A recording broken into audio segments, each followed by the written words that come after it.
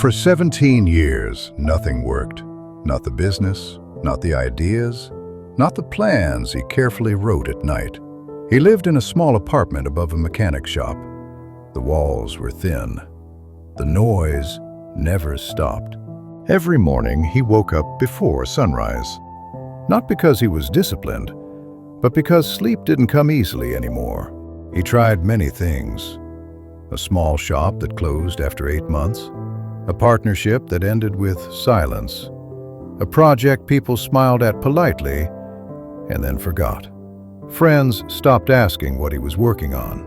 Family stopped believing explanations.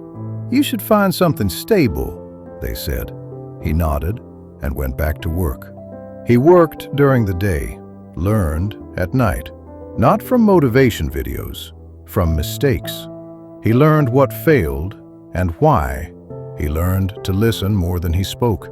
He learned patience, not the kind you choose, the kind life forces on you.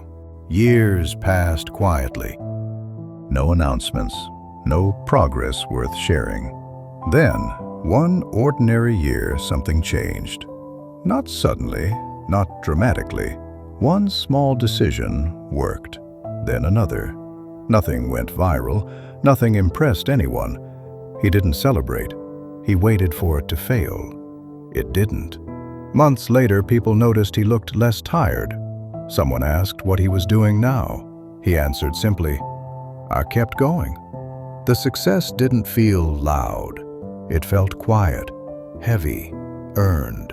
By the time people called him lucky, he had already failed more times than they had ever tried.